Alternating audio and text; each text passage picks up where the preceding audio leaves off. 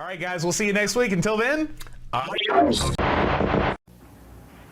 Count Floyd here. Oh boy, it's gonna be scary. So don't forget your 3D glasses. Otherwise, you'll see it in 2D. Oh! Half D. Yeah, it's gonna be scary any way you look at it.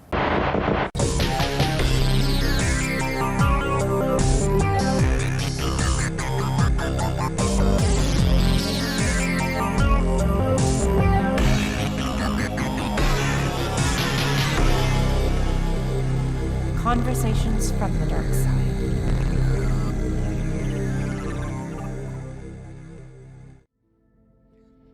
Good evening, everyone. Welcome to this, the first episode in the 2024 season of Conversations from the Dark Side, a show where we'll talk about the paranormal, the occult, science, fantasy, and any number of bizarre topics, anything we could think of.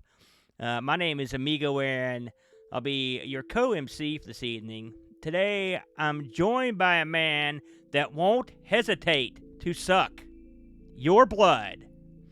Please welcome Rob DRAC O'Hara. Oh, I see what you did there. I feel like I missed an opportunity to have some plastic vampire teeth for the night, but I don't. Do they have those in adult sizes? I just see kid sizes. Oh, they have them. Take my word for it. I knew a guy that had them custom made for his mouth by the dentist. They cost about $1 zillion too, but you could do it if you're so inclined.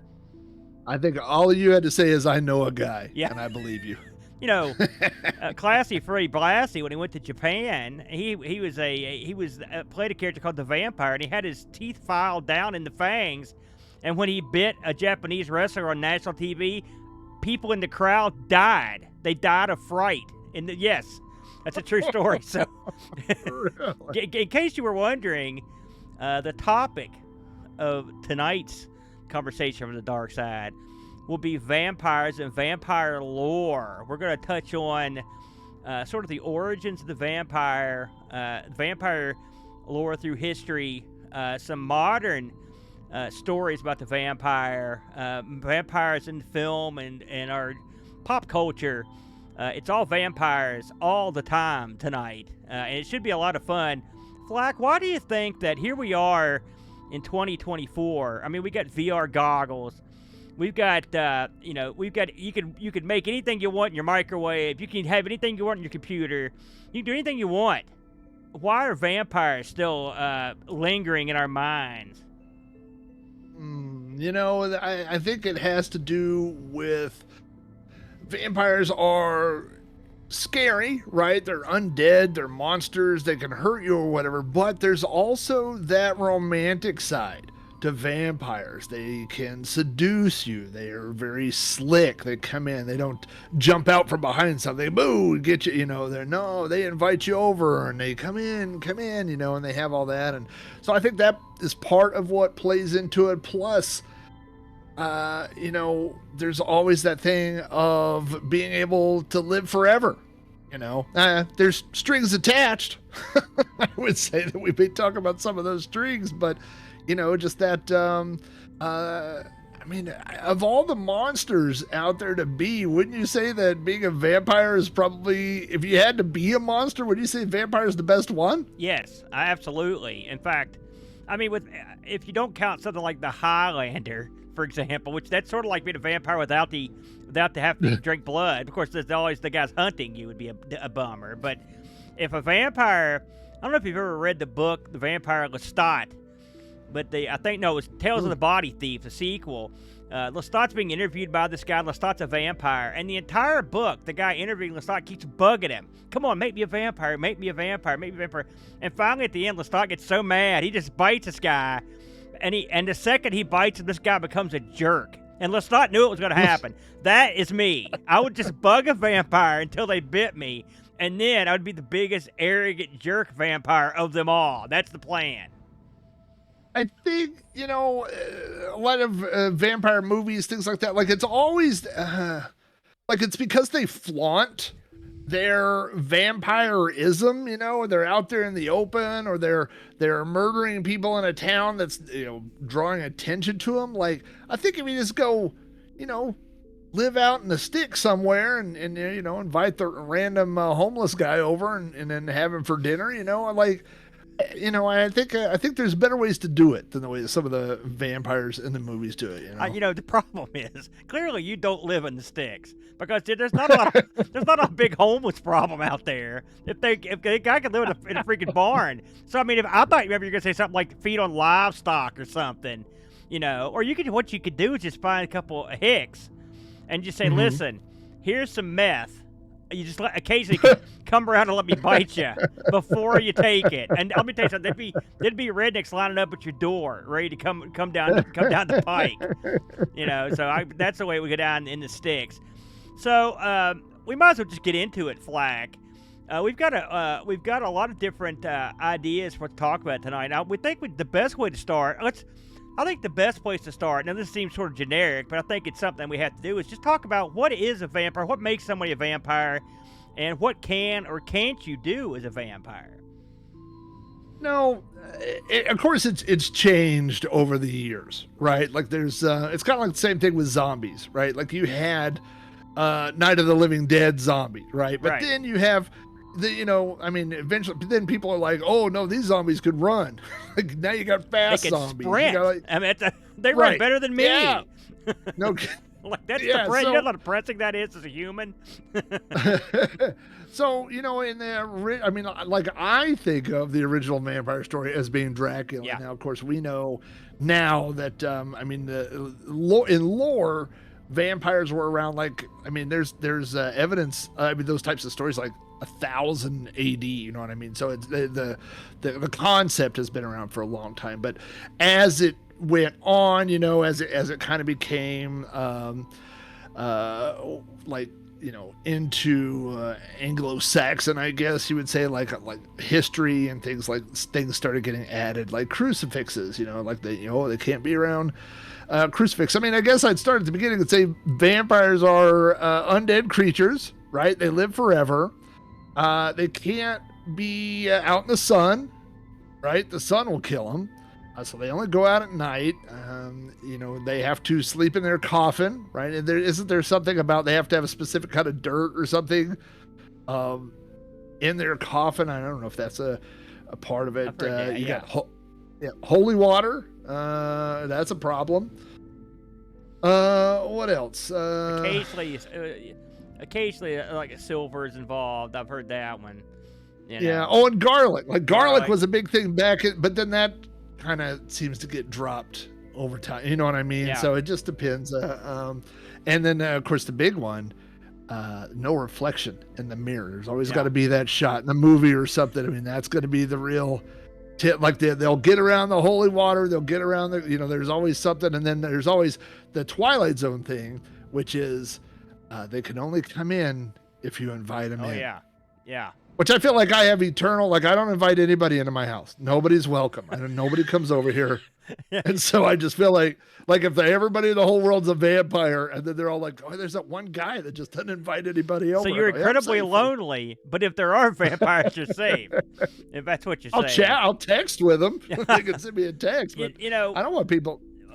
A lot of what we talk about is like your classic vampire lore. I was doing a little research for the show over at Teresa's Haunted History. She has an interesting article here where they talk about vampires from all over the world. And some of these, God only knows how you'd stop them. Just a few examples.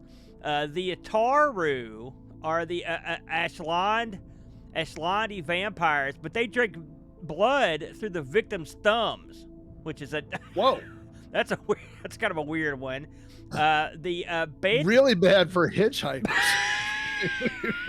No kidding. Or if you're doing the double hitchhiker, you get you on the dance floor.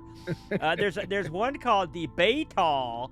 This is an Indian vampiric spirit, and this thing is 4 to 4.5 foot tall, half man, half bat, and it's known to live in a corpse and then basically use the corpse to drive around. So there you go. That would be something. Of course, I don't Yeah. know if they have to get someone their size or they could jump into a bigger guy. It'd be one thing to wonder. Yeah. About. Well, what was that? The first Men in Black, where he was like wearing an Edgar suit. Yeah, So that's it'd be exactly- like that. Exactly what I was Covering thinking. like that. There's a big zipper on the back or something. There's a Mexican vampire witch called a Sabatito. And these things they do a lot of the more witchy stuff. They hold Sabbats at the crossroads. They take revenge upon living children and by causing the infantile paralysis of death. Which, and that's where they get them. I guess they suck them and then they hose them. The old suck and hose on the poor little kids. I thought that was a type of chill. I think those are Sabritones. Yep. I think those are Mexican. That's different. Get your head out of the Mexican food restaurant there, Flack. You don't want to mess up when you're ordering. What was the Mexican witch thing called again? Civitatio. Yeah, so you don't want to order that. You're like, I want right now at my table, I want a Cevitatio. And then he shows up and you go, whoa. I thought I was gonna... Where's the nearest crossroads at? So here's one, the dodo. That sounds innocent enough. It's the spirit of a West African man who dwells in haunted forests, and he just hangs out waiting to attack and eat its living victims. Oh, by the way, it can shapeshift, and it prefers to manifest as a snake or Sasquatch-like creature. Oh, my. But get this, he can't cross running water, so they built that into him. That's kind of yet crazy. another thing, right? So it doesn't even have to be running holy water, Right? No. Just running water. Yeah, just running water. I mean, open up the tap, if you know what I mean, or get the water hose out. Which explains the low number of vampire attacks at Niagara Falls. That's right. If you're on the Maid of the Mist, you're safe. You don't have to anything to worry You're about. safe. There's a ton of these things. Maybe we'll talk about a few more of these on down the line. But it's funny to think that you've got all these different vampire creatures or spirits throughout the world, and they're not 100% totally dissimilar. It's sort of like the same sort of thing that happens with like the Sasquatch legends. Like everyone sort of got one. Like why? Where did they come from? Why do they exist? It makes you wonder if something that had vampiristic characteristics didn't exist before written history was taken or whatnot. Well, I know that a lot of people point back to Vlad the Impaler. That comes up a lot whenever you see these types of historical things. And I didn't think Vlad, like when I heard about, when I was a kid, of course, everybody, if you're kids like us, I'm reading some Time Life book or something. It's like, hey, there's this guy that used to, decapitate. That's what I remember is he decapitated his victims and put their heads on top of like the fence around his castle or whatever. The old pike gimmick. Yes. Yeah. So yeah, that's where the word spike. No, I don't know. I'm going with that, but not 100% historical accurate. Maybe not. This may not. Is like we're as accurate as AI. I always heard that old Vlad. Maybe I don't know if you were heading down this road, but first of all, Vlad scared the crap out of me when I was a kid. And they have all these I don't know where they get these like ancient artwork or these depicting the events that happened allegedly. But I know Vlad would have like that forest of guys impaled, like he was the impaler. He would impale a whole body on these things, and he'd create like a forest of dead guys. How'd you like to be the gardener at that forest? That's bad times out there. But that right there scared me. Just the thought of being suspended on a pike, like in your torso, that sounds like a horrible way to go. Well, the one that I remember, like there was pictures like that would be wood carving.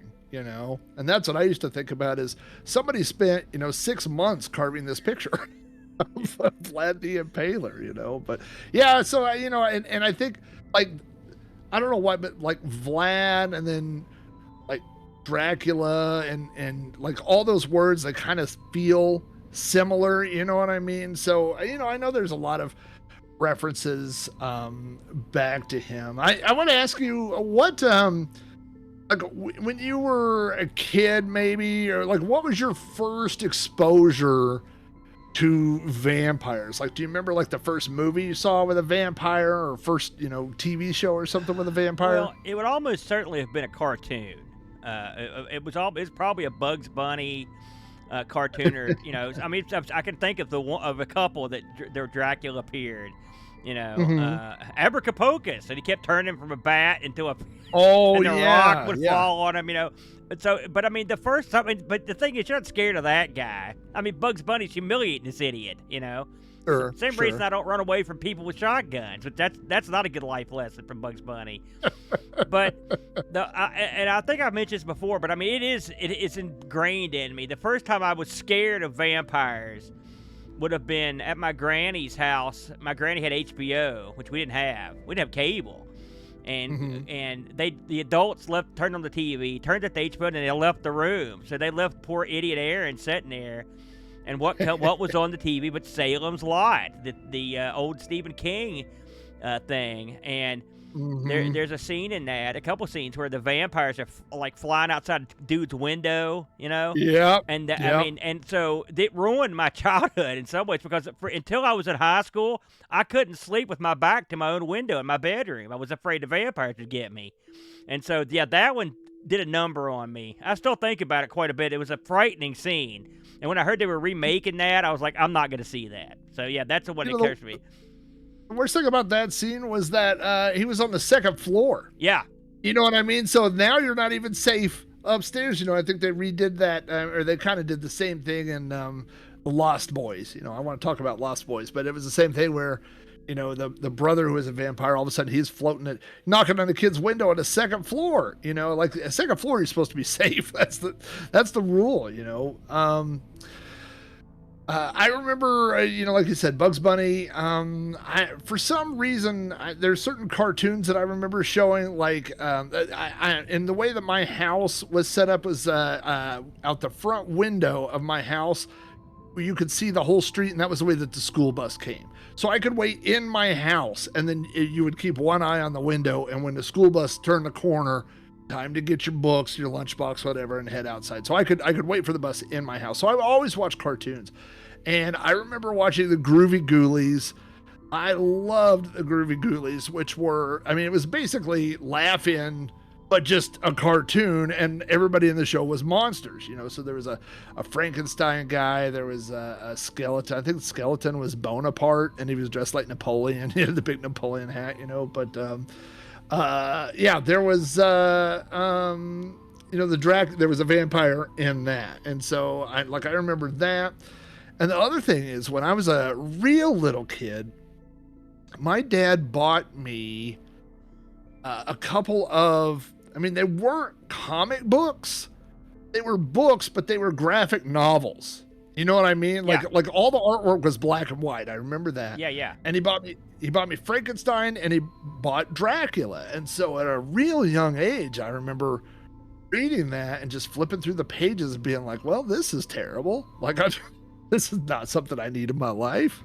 One more thing to worry about when you're 8. It's funny because horror comics were a staple of they were the comic industry for a long time.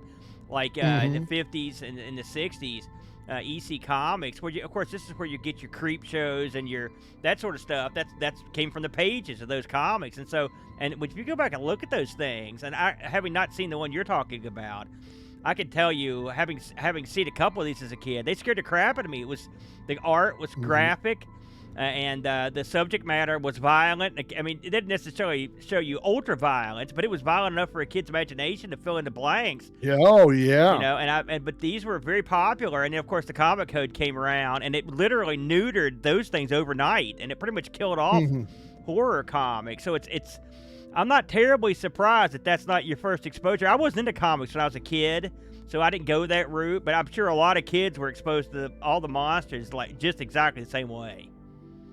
The other thing, my dad bought me a book when I was real young. It's a hardback book. I have it on the shelf right over here, and it was called Monsters and Vampires. It was a big hardback book, and it went through chapter by chapter, going through, the history of monsters in film and vampires and stuff. And so that there's a lot. It's full color pictures, and there's a picture of Christopher Lee, from the horror or the Hammer movies, with blood.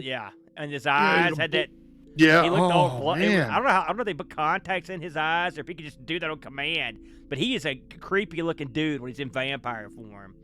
He is, and there was a picture, as I was a kid, and I don't remember what movie it's from, but it's a picture from a movie, and there's like a girl who's in a dentist chair, and the dentist is a vampire biting her or something, and that's a double nightmare right there. I know. I thought, is it not bad enough? You could be at the dentist. Now I got to worry about vampires at the dentist too. Now I got to worry about my thumbs. If he had the drill out while he was biting, that's a real jerk. You're getting into some Marathon Man vampire action there. So good. yeah, it's funny those that book, those hardback books. The early ones I remember that got me, that scared the total crap out of me, were the UFO ones. The Little Green Man incident in Ohio, and a few others that really scared. No, it's in Kentucky. It scared the crap out of me. The ones where they attacked that farm, or the Betty and Barney Hill, and they were all. It was almost like a Time Life thing. But when me and you were both born near the same time, and so you're coming out of the '70s where. Paranormal and ESP and stuff were really on the upswing, and UFOs. And so that stuff would have been around. That Bermuda Triangle book that you saw everywhere. My dad had a copy. I saw there were always books, and I did have some horror books, and they were a couple images that would freak me out every time I looked at them. So I could fully understand that. But that's probably why we're into it now, I guess. Yeah, I think it's. I've always my personal point of view is that horror movies were like a roller coaster. My parents kind of felt the same way. Like, you get on a roller coaster because you want to be scared, you want to go fast, up and down, but unless something goes tragically wrong, you're going to get off the roller coaster in the same, you're not going to be injured, right? You're not going to be any worse for the wear. And so, the same thing about horror movies. You know what I mean? Like it could be a terrible movie or comic book, and I mean there could be images in there, like you said, that will stick with you. But at the end of the day, they're not going to really hurt you. You know what I mean? So my parents were pretty liberal about watching horror movies as a kid. I wanted to mention. I know this is early, and I didn't get into it later, but were you a fan of Dark Shadows? Of course, that aired before I was born, I believe, because it was in black and white from the UK. Barnabas and that guy. So right. Yeah, I did watch. It's funny, I didn't watch as many of the original ones as I did when they remade it. I liked the remake, okay, although it did. If you watch either one of them, and I've seen plenty of the old black and white ones. There's a lot of soap opera in there, and a lot of like family strife, and not enough like horrific vampire action for a young kid. But like it is neat that a show like that caught on and ran for so long, and it ran for a long time. And if you think about it, coming from the UK, they're not known for like their never-ending. They only have a few never-ending series, so their popularity was there. But yeah, I did catch it. It was more realistic portrayal of what a vampire might be like in the real world. I will say that. Yeah. I'm gonna throw you one more black and white vampire, and then maybe we'll throw to a break, and then after the break, we'll talk about some more, like maybe some '80s vampire movies. But I gotta ask you about the probably the most classic, or the original, which is Nosferatu. Yeah. So what was it, Count Orlok? Because they couldn't do Dracula, even though it is the story of Dracula. But they were afraid of getting sued. I think they did get sued, because they had basically, Bram Stoker, basically said he owned the story of vampires, which of course he didn't make up vampires, but they said it was too similar. I've watched Nosferatu like a long time ago, like when I was younger, and kind of first getting into film and stuff. But about a year ago, my dad had some minor health issues, and he stayed with us for about a month. And when somebody stays with you for a month, I mean, you start watching everything. You break out the old movie collection. You're like, have you seen this? Have you seen that? There's a lot of movie watching to kill that time, you know. And we were talking about Dracula or something. He said he'd never actually seen Nosferatu. I said, let's put it on, you know. And so me and my dad watched Nosferatu like last year. There's so many, because it's public domain, I think at this point, there's so many versions of it, you know. But we watched one that was not colorized, but had like color cells over, like it was tinted, if that makes sense. Because when you're watching an old black and white film, it's hard to tell location. So like when they were in the castle, it would be tinted gray, and then when they went outside, it was tinted blue, and then when they went to the town, it was kind of brown. So it kind of helped, be able to follow the story a little bit better.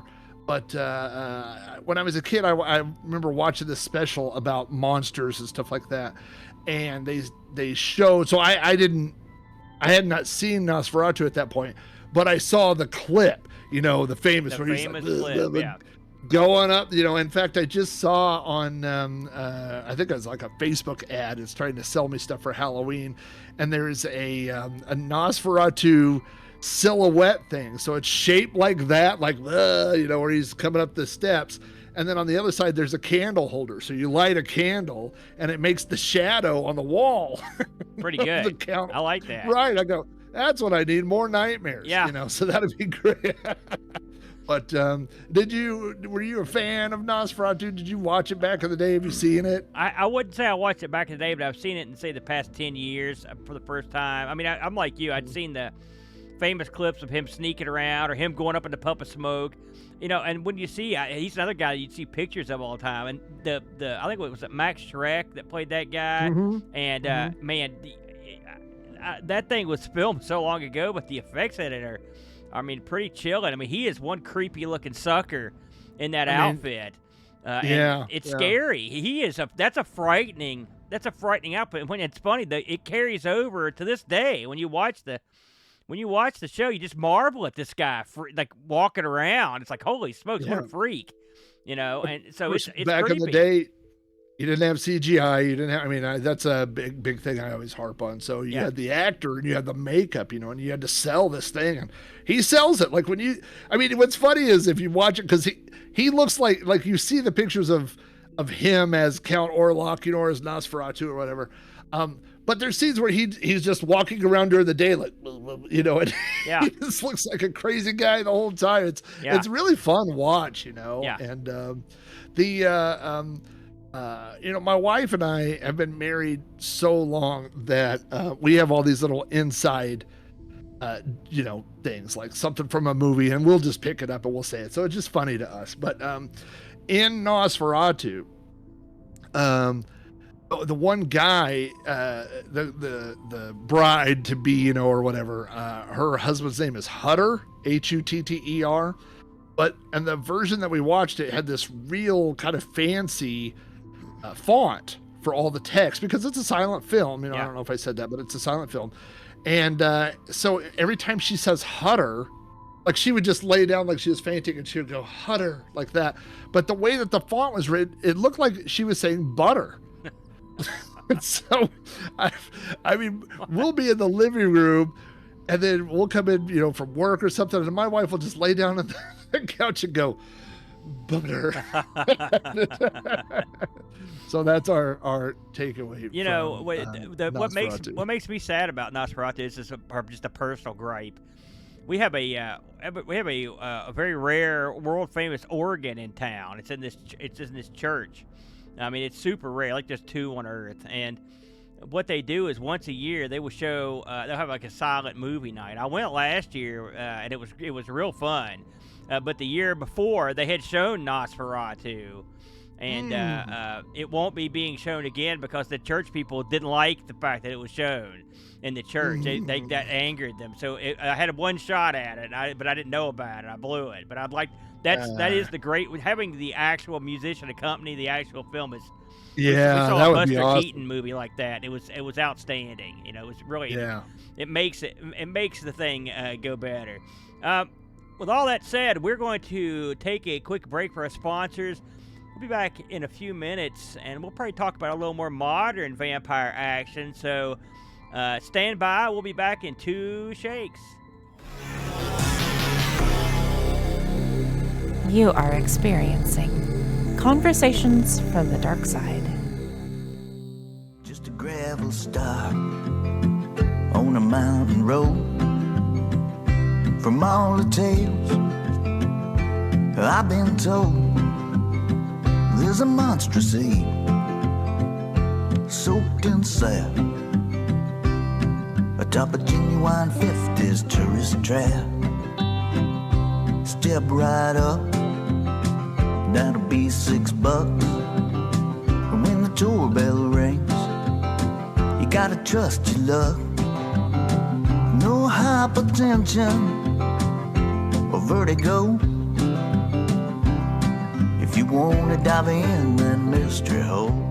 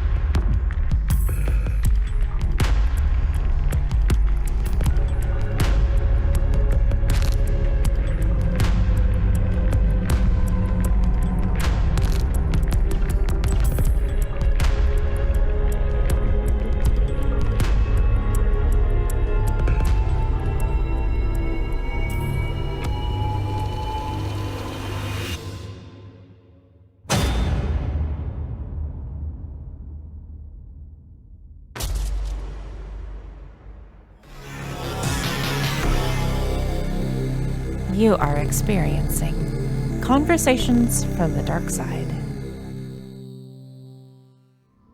All right, we're back. Welcome, if you're just coming in, to Conversation on the Dark Side, our first in a series of shows that will be coming out on Fridays in October. Sort of a channel tradition here. My name's Amigo Aaron. I'm here with the legendary Rob Flack O'Hare. We're talking vampires and vampire lore tonight. Now, Flack, we went over some of the classic vampire films of the black and white era. But of course, vampires didn't just suddenly go away. They stuck around for a long time, well into the color era. Do you have any standouts that you want to talk about? Well, you know, I'm kind of gonna skip over the Hammer era of films. I didn't. We could do a whole show on experience those. You could. There's so many, and I didn't experience them at the time. You know what I mean? I didn't find them until, like, I really kind of found my love of horror and films in general and stuff kind of starting in the 90s. So it took me time to go back, and I'm still every day, you know, finding movies on that. But in the 80s, there was kind of this resurgence of vampires. There's a whole series of different 80s movies. Let's see. I've got 1985. Now, I saw Fright Night pretty early. Probably not when it was in theaters, not in 85, but maybe a couple of years after that.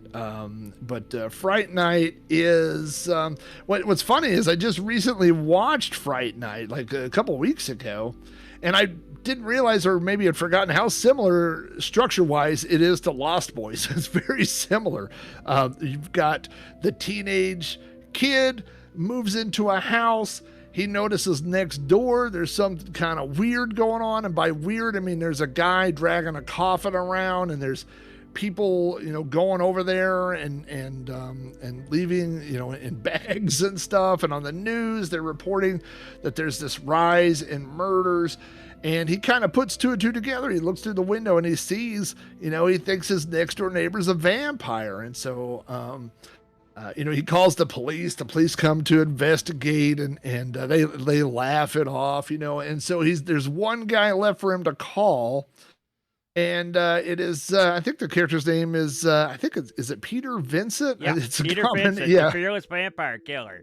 Yeah. Yeah, and so he's like the late night TV show host that hosts scary movies, and he was a vampire killer in a movie and stuff, and so he's like, that's the other guy, and of course he finds out that guy was, he's just an actor, but eventually he comes over, kind of to prove the kid wrong, and then he notices that the neighbor doesn't have a reflection in the mirror, which is something we talked about in the first segment, and then it becomes them having to team up, to get rid of the vampire. I think that was the first, because it predates Lost Boys by a couple of years. Yeah. I think that's the first time where I remember learned the part of the myth where if you other people are vampires under the main vampire, but if you kill the main vampire, then they'll turn back.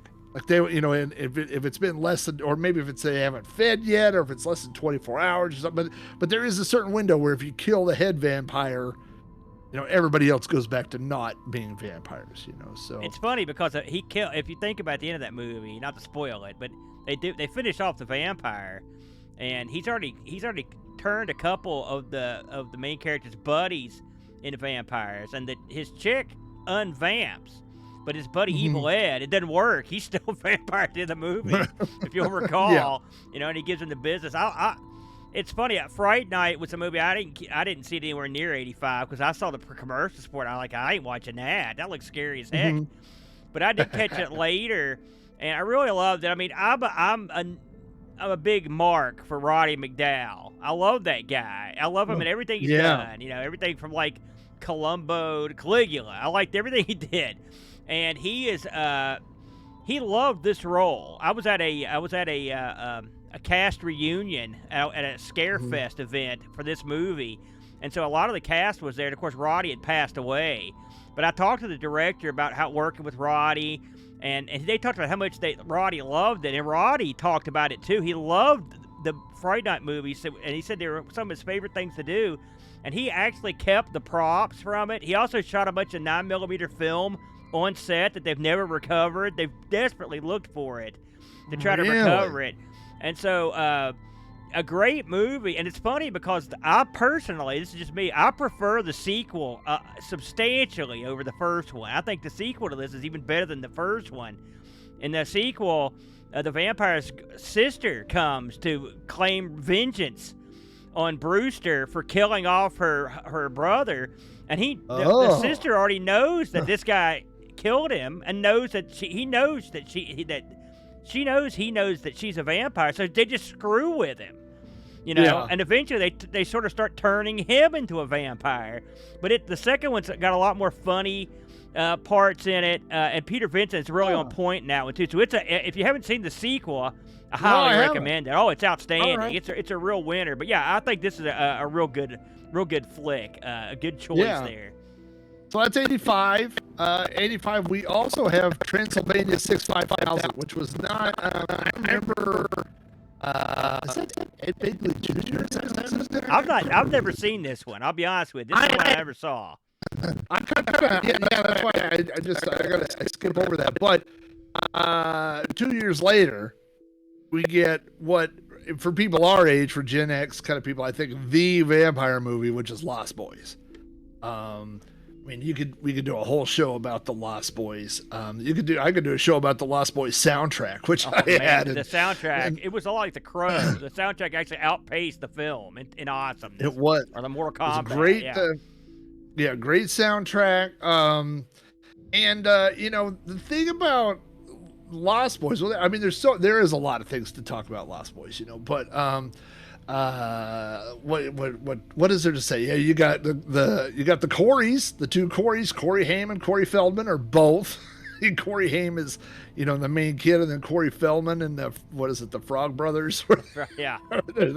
Have the comic book store. They're the kids that know everything. But it's very similar structure-wise to Fright Night. Yeah, absolutely, I mean, but it does set itself apart in a lot of ways.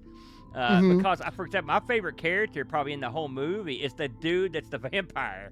He's a real amiable guy, and there's a part of the movie where they keep humiliating this poor guy. Of course, at the time, they think he's the vampire. Then he obviously isn't the vampire, but he really is the vampire. You know. The head vampire. The head vampire. Yeah. I liked him. It's funny. Of course, the stars of the movie are the Frog Brothers. They stole the show, in my opinion, because if you think about it, the lead character, I don't remember his name, and the chick star, like, they're overshadowed by all the vampires plus the Frog Brothers. Like, they're a weak element in the film, in my opinion. The rest of it's much better. The main guy, Jason Patrick. Yeah. Who's Michael? Because who has not? I mean, if you're Gen X, who has not been at a Chinese restaurant and said, "Maggots, Michael, you're eating maggots." Every time you see white rice, you know, it's only true 1/3 of the time. When you right. And then you got the other thing, you got Kiefer Sutherland, and I'm trying to think of a movie. Maybe since he was in 24, you know, maybe I would start there. But other than that, I'm trying to think of a movie where Kiefer Sutherland did not scare the bejesus out of me. He was just an intense dude, you know. Remember what was in Stand By Me? Yeah, he was like outstanding in that. The bully. Yes, he was. He's just got that thing, and so, the thing is, he's like so attractive. Yeah, you know what I mean? Like, he's got that cool 5 o'clock shit, that kind of beard thing. He's got that spiked hair, and the Lost Boys. Like, that's the first movie that I remember, like, vampire type movie, where we're saying, the vampires are the coolest people. Yeah. Like, you want to be the vampires. You definitely want to be turned, you know. Yeah. Absolutely. I agree. And on top of everything else, they're because you're a vampire, you can pretty much do what you want, but they're dressed the coolest. They have the most fun. Remember the shtick where they're hanging off that railroad bridge? Like, that scene's creepy. You don't know what's going on. But that's a well-shot scene because that's when you know for certain that something's going on with these guys, you know, when they're falling through the air and screaming. But it's a well-shot, well-made movie. It's got one of the all-time great endings in the history of film, in my opinion. The very end when the old man comes in and gets his root beer. I love that. You know, had the fridge full of root beer. But yeah, that's another classic one. It's funny, that's your gang of vampire film in the tradition of something like, say, Near Dark, where instead of just having, because back in the day, you could have a vampire, maybe a vampire and one of its geeks. They're the protagonist, but now you've got a crew of vampires. That way you can knock a couple of them off before you get to the head guy. But have you seen Near Dark? This reminds me of Near Dark in a lot of ways. Yeah, I have. Someone mentioned that in the chat. I'm not sure what year Near Dark comes out. But it was somewhere in the ballpark of the 80s. That had Bill Paxton. I think early 90s. But yeah, I mean, that's the thing, is that, you know, vampires, like, you know, you'd get vampire movies, you get 3 or 4 over a span of a couple of years, and then they kind of go away, and you're like, oh, let's go. And then 3 or 4 years later, you get some more vampire, but like, they never really go away. It just kind of cycles up and down. Get this. Oh yeah, I have to look up when Near Dark was. So Near Dark came out in '87, same year. Oh, okay. And of course, it had Bill Paxton, Lance Henriksen in it, which you cannot go wrong with those two. Bill Paxton right. and Lance Henriksen, they chew up scenery, and Bill Paxton's off the chain in this. But the thing I find interesting is the debut of Karen Bigelow as the director. Now, if you look into her, she directed some pretty good flicks, including one of my all-time favorite movies called Strange Days, which is a great film. It's not a vampire movie, but it's sort of it's an Elseworld year 2000, sci-fi drama about guys having virtual reality, plugins in their brains. It was really good. So I didn't know she directed that, but Near Dark, I would put it in the same sort of vein as Lost Boys. I mean, in fact, there's a lot of similarities now I think about it. There's a guy and the chick sort of brings him over to the dark side. But this one included, like, the kid vampire that was forever doomed to be a child. That shtick. Right. So I think that's a good one. The first time I saw that, I was pretty impressed with that. And the fact that these guys drive around in a van, I never understood what their goal was in that movie, because as far as I can tell, they're like you, Flack. They just drive around in this van. You know, this is before you could shoot a blog or videos. That's what. Maybe they were just waiting around till that technology caught up to their vampires. That's the life, right? That's the life. And speaking of, you know, you were talking about like debuts and things like that. I gotta give a shout out to Alex Winter, who has won a group of the vampires in Lost Boys, who's just kind of a background kind of guy, you know. And then I was like, where did I see that guy again later? And you go, oh, Bill and Ted. Yeah, it is. That is. It's funny when you notice him. You're like, look at that. It's that goofy dude, you know. He did something else. He was in that weird movie Freaks too, I believe, wasn't he? He wouldn't. Well, yeah, I think so. Yeah, so there you go. It's funny what you remember. I mean, it's easy to go through his filmography, in all honesty. Yeah. Jump to early 90s. You kind of get a couple of different things going on, because one thing which was not really my style is we kind of start getting these romantic kind of drama vampire movies. You've got that Bram Stoker Dracula, or Bram Stoker's Dracula, which was 92. And you also got the one that was everywhere was Interview with a Vampire. Did you watch that? Or are you a fan of that? Let me tell you something. I know I can tell by your voice you're not a fan, but I'm going to pick up the gauntlet on this because I will say, just before we skip over to it, I watched Bram Stoker's Dracula when it came out, and I remember I'm not going to tell tales out of school, but there was a particular evening at my house in Lexington where I was not in a good state of mind due to some things, and I had a party going on, and they all left at the same time, and I was like, I'm sitting there, and that movie's on, and if you watch the movie in not 100% good state of mind, it is a screwy movie with the shadows doing what they want, the eyeballs in the sky and stuff. It scared the crap out of me at that time. So whenever I think about that film, that's the first thing that pops into my head. Interview with the Vampire. So it's funny. I was just talking to somebody about this today. So this show, I'm going to age myself here, but I remember going back to the library to do research. I don't know what year the actual book came out, but it'd been around. And by Anne Rice, and every time I was into vampires at the time. Who is it, right? You're a teenage boy. And I kept seeing this book setting out at the library. I mean, it was always on like a table, or they had it displayed, so I could tell it was a popular book. And I wasn't what I would call a voracious reader at the time, but I kept thinking about this as I was doing other things. I thought to myself, man, what would it be like to interview a vampire? That'd be really, I mean, the concept of it really drew me. I know this sounds it sounds hokey now, but like vampires weren't like they are now. Like, this is back when vampires were mostly still monsters, and they were creepy. And so, I mean, I'd say the book is probably from the 80s.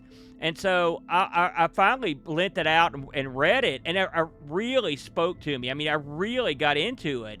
And I read all of Anne Rice's vampire books, her Vampire Chronicles there, Vampire Lestat. I mentioned earlier, Tale of the Body Thief. I think it was another one. And I was into them. And so when I heard they were making a film based on the first book, I was like, oh my God, you know, this is going to be great. And if you think about, I don't know if you've ever read the book, but if you read it, you know how it is when you read a book and you think about people and you think, who should be cast as these people? You know, and I can tell you, when they cast Tom Cruise as Lestat, I had the same reaction Anne Rice did, which was a horror. I was like, oh my God. Because I was thinking somebody like I mean, I think that when she wrote it, she had David Bowie in mind, because Lestat ended up being a rock star. And so, and then Brad Pitt's in there. I'm like, and Christian Slater. I'm like, what is this? You know, and I like Christian Slater. I think that's what turned me off from it. It was like all those like pretty guys, which was not, you know, it just seemed like they were trying to romanticize. But I will say, whenever when the movie finally comes out, and man, I was wrong. I got to give the guy credit. Tom Cruise did a great Lestat. I mean, he's off the chart. Of course, he steals the film.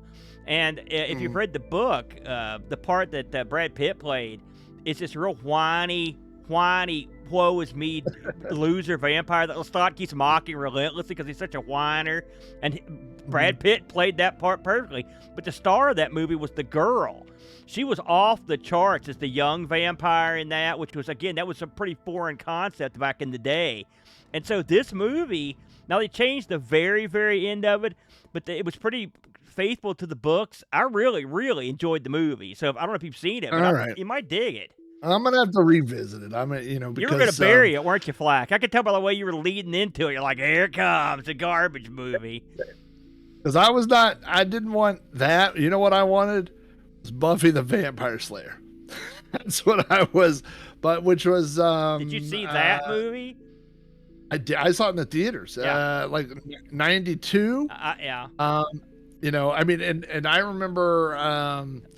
I don't remember if I knew in advance that Paul Rubens, Pee Wee Herman, was going to be in it. But what a great, it's like the only real role that I think about where he's not Pee Wee Herman, But yeah, you had this valley girl, and a cheerleader, and now she's got to kill vampires, and this guy's trying to train her, and she doesn't want to do it. I loved that film. Now, I will tell you this: I hated that movie. I loved it. The only good part was Paul Rubens, particularly his death scene. That was my favorite part. Oh yeah, that's infamous. Yeah, it just went on and on. What's funny about that is, when I went back a few years ago, when I went back to college and I was doing the writing program and stuff, one of the things that all these kids, everybody in those classes are 20 years younger than me, and everything, one of their things that their most treasured memories is Buffy the Vampire Slayer. And I would mention it, I go, oh yeah, the death scene, and they're like, what are you talking about? And I'm like, what? And so they're all talking about the TV show. Yeah.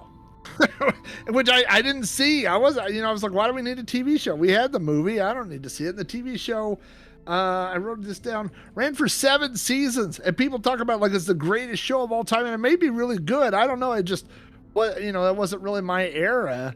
Well, it's funny I didn't like the TV show either. Okay, I hated the movie. I tolerated the TV show. I think the movie was. I was disappointed. I mean, it wasn't a garbage film. It just didn't do it for me. And to be honest with you, the concept seemed goofy.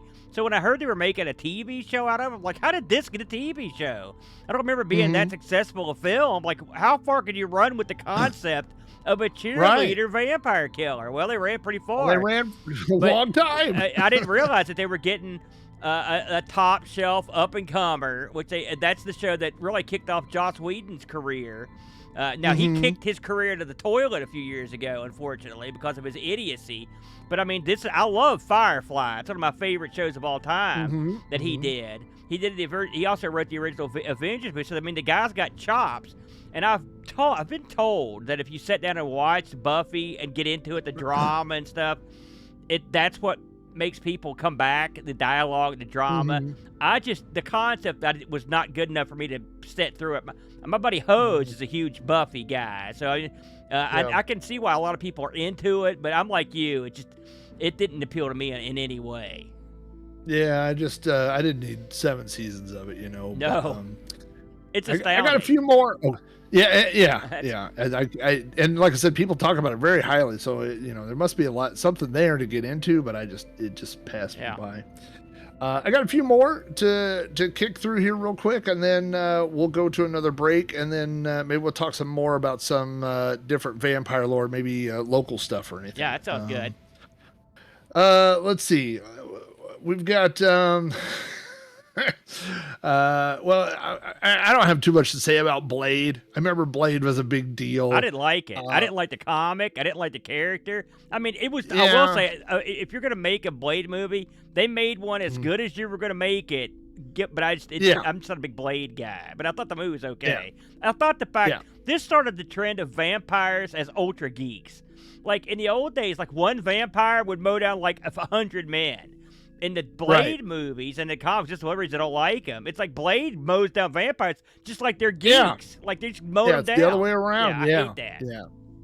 Yeah. So Wesley Snipes, that's his introduction into the vampire genre. One of my favorite vampire movies from the 90s was John Carpenter's Vampires. Yes. I don't know if you've seen that. Loved it. Saw it in the theater. and no Yeah. one talks about this one. Yeah, it it was a kind great of, flick. yeah. I will say, again, this is a pre. This is it pre-CGI? I don't know. Oh yeah, No, I mean, it's- I don't remember there being that much CGI in it, but I mean, no, but I mean, here's a practical effect when you split a dude in half Yeah. vertically. yeah, yeah. That and John It's a great Carpenter, scene. it's almost always gold. Right, in my right. opinion. So I mean, that was a good movie. It's funny. It's been so long since I saw that one, though. I mean, it's been forever since I saw it. But it's one. It was good, and the thing I liked about it was different. It was unique. He tried some different stuff in that one, and the fact that you've got a guy that's hunting vampires, it's basically like a pro. Like he's got all sorts of gimmicks and stuff in there that I liked. I always thought that was a good flick. You've got one on your list here. We skipped over it. I want to talk about it. And it's From Dusk Till Dawn. The Quentin Tarantino and Rodriguez worked on this one. Yeah. This is like two movies. It's like they took two different films and then sewed them together. It's like a Frankenstein of movies. The first movie is a heist film where these guys are trying to get away. It's got Quentin Tarantino in the role. Along with who was the main guy in that? It was old what's his name from ER and stuff. I can't even remember the guy's name. Oh yeah. Anyway, I don't know. And then as the movie goes on, they just happen to stop they get to Mexico. They stop at a truck stop or a strip club in Mexico. Titty Twister, I believe is the name of the place. And it just so happens to be ran by a cult of vampires who prey on the innocent truckers and Bad luck. geeks Bad luck. that come through there. By the way, how are you going to get any repeat customers? That one would wonder. That's one thing you thought about it. And I think you got Harvey Keitel was in there as well, and it had trying to think the George Clooney. George Clooney, and who was the girl in that? Juliette Lewis. Yeah, and so you had a heck of a cast. You had, and then some of the Selma Hayek. Oh yeah, her I remember. She played Satanica Pandemonium, and she just is a. Trust me, I'm sure most people listening to this know that scene where she comes out and dancing with the snake. It's one of the all-time sexiest things ever put to film, in my opinion. And you've also got some of the goofs that are in the bar with them. I believe the special effects guru dude is the guy with the gun that's on his crotch. Tom Savini. I met Tom at a conference. I had lunch with him, actually. Really? Yeah. It's funny. He couldn't find anywhere to sit. So I was like, hey, come over here, because I knew who he was. I'm like, get over here. Yeah. Really? Real nice guy. And then what was it? His character had a gun. It had a pistol that was like a chain gun attached to his groin. I always thought to myself, this seems like a bad idea, Yeah. But what could possibly go wrong? This movie really went bananas at the end. Danny Trejo's in there too. Don't really leave him out. He's one of my favorites. What did you make Cheech? of this? Yeah, I forgot about that Cheech. What'd you make of this crazy movie? I mean, you had it on your list, so I assume you've seen it many times. Yeah. I didn't see it when it came out. I don't think I didn't know about it until, the thing was I kind of discovered Quentin Tarantino late. You know what I mean? I think Reservoir Dogs, maybe Pulp Fiction. Then I started going, oh, this guy did other stuff. What's going? And then eventually I saw it. And I was like you. I was like, oh, it's, once you've seen Reservoir Dogs, you're like, oh, this guy is a heist guy. Yeah. You know what I mean? That's what he does. So when I saw it, I was like, okay, this is a heist thing. And then, it goes off the rails. Yeah. So. I wish I wouldn't have known the plot. That would have probably made the movie a lot better. If you went in thinking it was just something like Reservoir Dogs, and all of a sudden that happens. I will say it's quite stirring when the vampires come out. You're like, what did I just see? A very I have mixed feelings about this. And while we're on the subject of movies I have mixed feelings about, let's talk about some of the god-awful vampire movies. Let's get a couple of those. I've got some here I want to badmouth. The first one, I love Mel Brooks. I love Mel Brooks. But Mel Brooks put out a stinker, and he did it with Leslie Nielsen and Harvey Korman. I couldn't believe it. Dracula Dead and Loving It. What a dud. Did you ever see that? You know what? When my parents in the early in the mid 90s, is when my parents got separated. Like I was in college, I was just out of high school. Yeah. And it took a long time. My mom, started dating someone pretty quickly, but my dad, it took a long time, but he eventually started dating this woman, and we were trying to support him and stuff. Yeah. And so one night she said, hey, we're going to have you guys over for a movie, and by the way, the best thing, I don't want to say the best thing, but a great thing about this woman was she was also a bartender. And so it's like you'd go over to the house and she'd be making cocktails and stuff. It was great. Yeah. But we went over there and she had made pierogies and this great dinner. And then she said, also, I rented a movie. And that's what it was. Oh, man. It was this stupid, dead loving it movie. And I remember just with Susan and I were like sitting on the floor, and my dad and this woman were on the couch, and I just thought, boy, this is going to be a long, uncomfortable movie laying on the floor. This movie is terrible. Yeah. And I love Leslie Nielsen, Yeah. But boy, that was a shoot and a miss. When I went to see this with Hose, because we both love Blazing Saddles, we love Young Frankenstein, we like Spaceballs. And I did not like Men in Tights, but Men in Tights, it has its people that like it.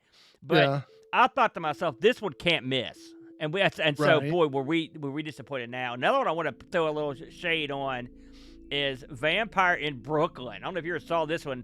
This sucked. Oh, is that Eddie Murphy? Horrible. Yeah, I do. Horrible. And one of his bad films that I hated a ton. It's another one I saw and then did not like it one bit. Another one I hated. It was the subs. I'm an old guy. I used to watch a bunch of Full Moon presentations back in the day. Full Moon was just like discount movie house that used to make a ton of crazy movies. They made Doll Man. They made Puppet Master. Those, if you ever seen any of those movies, Yeah. They did a series called Subspecies with Sardou in it as the head vampire. I didn't like these either that much. That's another one I I didn't see that. put on the bad list. You got anything comes off any stinkeroos that you think of off the top of your head that are bad vampire movies? I hate to say this because there's an entire generation that loves them, but I never could get into those Twilight movies. And I mean, Yes, that's an excellent choice. That's an excellent choice. You dump like an entire, and I mean, there's not just one, there's lots of them, but golly, like it turned it into a whole thing, like where you team this guy, team this or whatever. And, there's people had crushes on. I was like, what do you do? Like, that's not a vampire. Vampires, they come to get you. It was sort of like a modern Dark Shadows, that's a poor choice. That's an excellent. The whole series is a dud. I didn't like it. Have you seen the Underworld? I didn't like that one. That's another one where the vampires just get crushed over and over. Anything where vampires are just fodder, it pisses me off. I mean, I'm just saying, vampires are supposed to be super studly. Blood Rain, those god-awful movies from the video game, those are horrible. Yeah. And then I'll round out my list with one that was a major disappointment. It was based on Anne Rice's book. It was called Queen of the Damned. That sucked. That sucked real bad. I remember that. Yeah, that was another was that big not dud. good? So, I mean, there are good ones, there are bad ones. And some of these are so bad they're good, but none of the ones I mentioned are. They're just bad. So I don't recommend I'm gonna wrap this segment up with one that I absolutely love. This is one of my favorite films. It was 2008, Let the Right One In. I've never have heard you of seen that? No, I don't know that one. Well, it's based on a foreign film. I can't remember what the name was. The name was very similar, but it was. I saw the original, but it's subtitled, like it wasn't in English, and I was like, "This movie is amazing." And then I heard they were remaking it in English, and man, it was.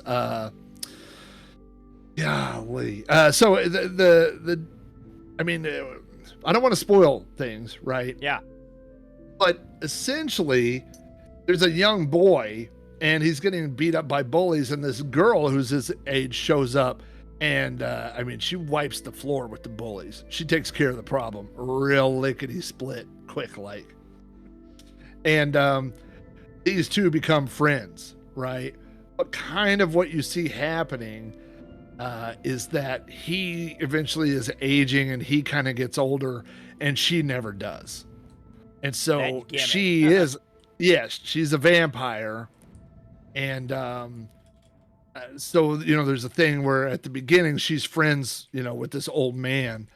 And what you figure out is that was someone that she was friends with when he was a kid. And then, so kind of her, you think about like, what's the downside of being a vampire? I used to always think like, like from the, when you got that, when if you found that magic Aladdin's lamp and you got 3 wishes, what are your 3 wishes? And one is, I want to live forever. Yeah. I don't want to die. I want to, maybe not in this body. Like second wish is, I'll be Brad Pitt and I want to live forever in Brad Pitt's body. We need a special good-looking vampire to come around. Right. And then, of course, the genie would mess it up and be like, oh, you wanted to be Brad Pitt from, the Interview with a Vampire. Go, oh, no, I got messed up. But this girl, her curse is really that every relationship she has, she's going to watch these people get old and pass away while she does it, and so that's her. She's always going to be in that kind of situation, and so that's a big part of the film. But it's a great film. Highly recommend. What's that one called again? Let the Right One In. That sounds real good. And I will say, before we shut this down, I'm going to bring it full circle here. Since we talked about Nosferatu, I'd be remiss if I didn't talk about the movie that was a dramatic telling of how they made Nosferatu, called Shadow of the Bat, which is a great flick. It's so good. It's got John Malkovich in it. It's also got the guy that played, gosh, he's in everything. It's got to play the Green Goblin in the Spider-Man movies. He plays the vampire, but the premise of it is they actually hired a real vampire to make Nosferatu.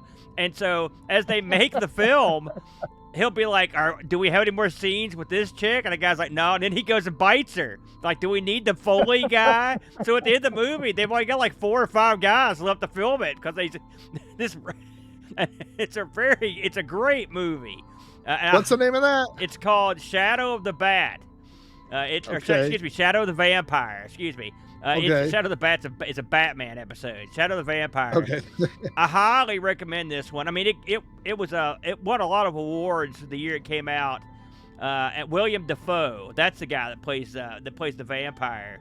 They tell the cast he's a method actor, but he is all right. But he really is. So it's something you might really enjoy. So we're going to take a sponsor break. When we come back, we're going to talk about maybe some vampires in the real world, maybe, depending on your perspective. We'll be back in 2 shakes. Brace yourself and get your sharp stick and your garlic ready to go. You are experiencing Conversations from the Dark Side.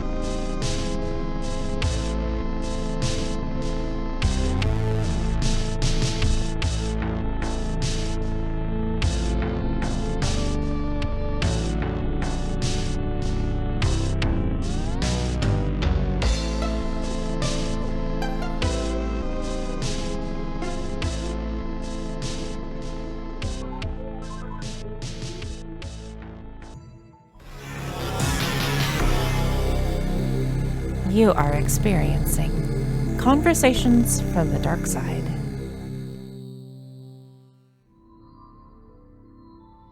We're back. All right, everybody. Oh, yeah, hey, here we are. We're talking about vampires. We've talked about a little bit about vampire lore, talked about some older vampire movies and some more modern vampire movies. I wanted to mention, if you're not following, I don't know where you're watching the show right now, but if you're watching it live, you could be watching it on YouTube.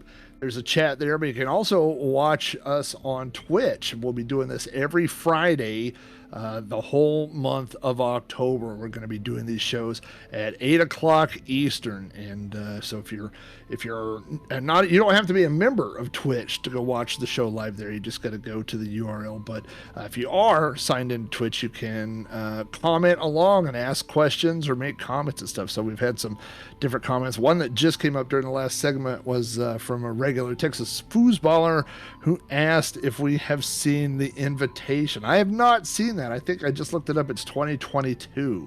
So I haven't seen that yet. Is that one that you've seen yet? I've never even heard of it until it was brought up there. So I'm not familiar with that one. It's funny. We talk about all these old movies, but it's funny. I don't watch a 50th of the films I used to. I mean, I just don't have a chance. It's harder, life gets in the way, but 2022, I know there's other stuff coming out right now. It really is a testament, no pun intended, to the long lifespan of vampires. I mean, the earliest, like literally silent films, we have vampire movies and we have modern vampire movies. You know what I mean? Yeah. So there's never been a time really where we didn't have something, like I said, there's peaks and valleys, maybe a few years or something. And there's all kinds of variations, I mean, like we talked about, you've got the real traditional stuff all the way to, the Team Edward.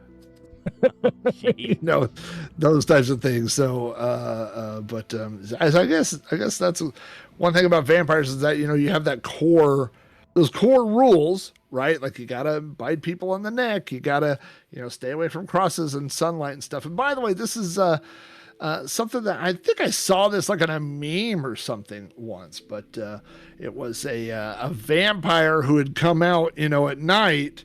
And he was sneaking up on a guy, and the guy turned around and he said, the moon doesn't really glow. The moon just reflects sunlight. Right. So that's still sunlight. And then the vampire looked at the moon and then he goes, poof. That was, so that is a low end. That's a low end vampire. I mean, that's smart if you're the guy, but I mean, good grief. You mentioned, and I'm referring back to Teresa's haunted history here, but you mentioned that vampires. Yeah. There's a lot of they usually have the same rules. They bite you and they suck your blood on your neck. So it's funny. This is quite a fascinating read here. This is from Persian Islamic lore, and I'm quoting from the article here. This is a vampiric demon who attacks at night and kills its victims by licking the soles of their feet. In the process, it drains them of all their blood. The palace, which is not very smart, can be thwarted by the use of salt, but it can also be easily tricked. There's a popular legend about two men traveling through the desert who managed to trick the beast. When they went to sleep, they lied down with their feet touching each other soul to soul.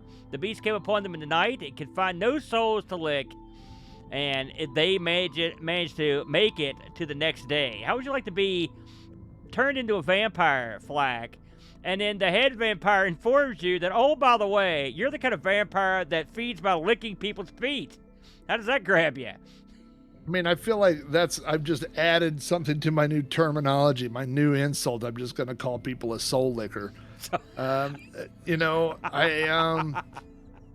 good. I'm going to ask you a personal question. Sure. Do you sleep barefoot or do you wear socks? I sleep barefoot, absolutely, yeah. Oh, no, I'm a sock wearer, and now I feel like when you were a kid and you would be like, I literally, like, I would read the worst, all these, I read books. Like, I was like 8 years old and I had a collection of books on Jack the Ripper, Yeah. like monsters and stuff. But when you got into bed, I mean, if you had no cover, you were going to die. Yeah. Like a monster's going to get you, but you put that cover over you and it's like protection. You know what I mean? Like it's I don't know how it works. It's like a magic shield. You get over there, but now I got to put stuff on my feet. Like It's another layer of protection. There could be a vampire that comes along licking my feet. You could go to bed with like one of those neck braces on, like when you throw your neck out of whack. You know what I'm saying? And you could wear like one of those dog fighter suits that they wear when you have to go out and train the dogs. And then you wear boots to bed so they can't lick your feet. Then you can have a good night's sleep, fully armored. I feel like the only solution to this is I'm gonna somewhere. I think in the closet somewhere I still have my old Return of the Jedi sleeping bag. Yeah. And I feel like that covers all the, like, I get in there, like, you can't get to my feet, right? Yeah. And then I zip up the side. If I zip it all the way up past my neck, I'm covered there. I feel like, well, the problem is, I think it's only 4 foot long, so I don't know if it's going to be able to get up to my neck. It's kind of a child side sleeping, but no, I never heard about that. It's funny that, like, why, like, the myth is obviously that vampires take your life essence somehow. Right, and of course, the Americanized version, the version that we're all familiar with, that goes all the way back to Dracula, is biting the neck and drinking their blood, right? But it's interesting, these other ones that you mentioned, biting thumbs. That's another thing I got to worry about now, licking my feet. Are you ready for another one? Here's another one for you. Like maybe my old dog may have been a vampire. Yeah, no kidding. Now, here's one for you. If you're scared of your feet, your neck, Incus sucks blood, sucking blood out of your nose. He uses antenna to do it. So he comes around with his antenna and sucks the blood out of your nose. So that's and listen, I'm not done yet. Let's talk about the haunt pair. This is an Asian vampire that do prefer to suck the blood from a person's running sores. So like when you run around and you get sores on your legs and feet, you got to be careful because that's when this guy shows up to any blisters and whatnot. That's this guy's bag. So these vampires are not only deadly, but they're gross. They kill you in the stupidest way possible. In a lot of the vampire movies that we've seen, when a vampire comes in and he bites the neck, it really seems like he enjoys it. Yeah. You know what I mean? It's like a sexual thing. Yeah. It's a rush. It's a domination. It's pleasurable. Like, do you get the same thing if you're going around licking people's scabs? No, I can't imagine like Bela Lugosi sexually licking a scab or sucking out of somebody's nose. Like, oh yeah, here's a good wound. Here's a good elbow scraping. That's gross. Now this is one that's sort of near and dear to my heart. This is the Kethekano vampire, native to Crete, the Isle of Crete.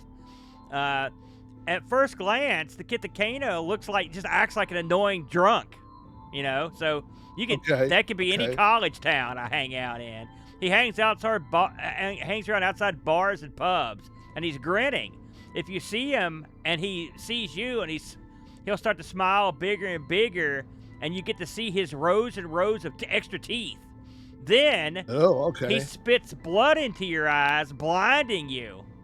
All right, so that's how he gets you. Now get this: in Japan, or excuse me, in Crete, you don't just a lot of vampires they'll behead them, decapitate them, maybe stick the garlic in their mouth. Not this guy.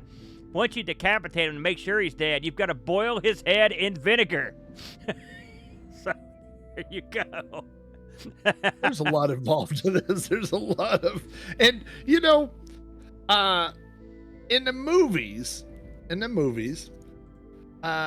there's a vampire, and you go, hey, here's what we had to do. We had to drive a stake through his heart. We had to do this thing and turn him into a pile of ashes, all this stuff, But they never see the next day where you got to explain that to the police. You're right. And the cops come and they go, hey, why do you have a guy's head boiling on your counter? And you go, it's all right. He was a vampire. He was, so it's okay. Yeah, I know that I did decapitate a guy, but earlier he was trying to get blood out of my nose with his antenna. So it was a fair game. That's why I'm boiling a head. I think that gets you in a straitjacket real quick, It's funny to think about how vampirism and stuff would be when you encounter it in the real world, what it would be like. But it gets me to thinking that, like, and I wanted to talk about this for sure, so it's a good time to segue into it. It's just, what about people who live the vampire lifestyle? You used to see this featured quite a bit back in the day on the news and stuff. They usually wear they dress in the modern vampire garb, which is like all black and leather, and all that long hair and all that jive. Of course, some of these people, in fact, a good chunk of them do, in fact, partake in blood from willing donors and may pass it back and forth. What do you think about this as something? I mean, I can't imagine this having been something that happened before the 2000s, let's say. I mean, if you're familiar with, in fact, this is even cited on Wiki, if you're familiar with Vampire the Masquerade, which is a role-playing game, and I was heavily into this thing back in the day, where you role-play as vampires. In fact, I went to a live action. I LARPed as a vampire one time, so I can't make too much fun of these people.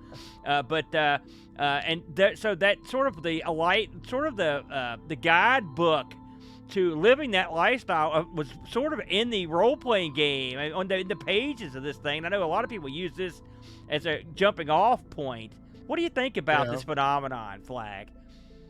Well, I think two things. The first thing I think is these people are doing all the stuff that's the downside of being a vampire, and they're not getting the benefits. Like, none of these people are going to live forever. Well, we don't know that yet, but they probably won't. If I saw one of them turn into a bat and fly away, I'd say, okay, you're on to something. But otherwise, I say no. All you're really doing is risking getting a disease. That's all I feel. Yeah. But the good news is some of the things that we talked about earlier also works on these people. And so if you run into one of these people, you can just cut their head off and boil it.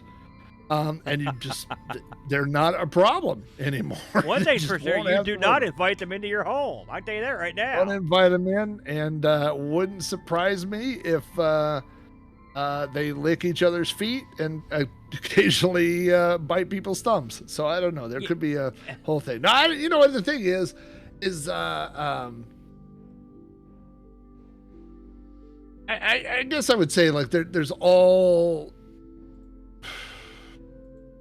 Like you can identify, like, people identify, like, when I was younger, like, I had friends who were skaters, and I was like, I'm gonna dress like a skater. I bought, Converse, shoes at the time, or Vision Streetwear shoes, and I, had a Thrasher t-shirt and stuff, and I was like, so I get it, like, wanting to identify with that group. And so it's one thing to say, we're going to dress like this. Like, we're going to dress like people from Twilight. We're going to dress, you know what I mean? We're going to do that, and we're going to walk. I mean, that it's kind of almost like what would have come out of goth kind of movement. You know what I mean? Like that. Yeah. So I would say that's similar to that. But then you just take it into that extra step that gets you on talk shows. You know what I mean? Like, that's the part that I'm not. Like, if people want to dress like vampires and walk, that's fine, whatever, But I like why? Like, if you're drinking blood, who are you doing that for? Are you? I mean, you're not. I mean, you're not getting like magical powers from drinking the blood. So I don't know why you're doing it. I mean, it's got to be the peer pressure thing, don't you think? Vampire peer pressure. Well, I mean, I'm a little bit different than you. Actually, I sort of admire. When I grew up. I knew people in high school that said they practiced witchcraft and Wicca and whatnot. A lot of the girls and even a couple of the guys that would. In fact, when I announced that I was doing this show tonight, one of the chicks I knew that practiced witchcraft, she sent me a note that just said "Spiritual Bee," which was one of these. It was a event that was the stupidest thing I've ever seen between two witches, where they claimed that they were scared of the spiritual bee that was invisible and flying around the house. And so she remembered after all these years. But I look at Wiccans and also your old school Satanists and your vampire crew. They're all, to me, if you're gonna live that gimmick, even stuff like, I mean, I'll even throw in guys like hardcore, like punk rockers. I mean, you're not just picking like goth. You can say like, hey, I'm a goth dude dressed in black, and then go home and watch Gilligan's Island. You know what I mean? Mm-hmm. But if you're going down the vampire road, or like the hardcore witchcraft road, or the hardcore punk road, that's a lifestyle that you're choosing, and you've got to devote yourself to, like hardcore, like motorcycle guys.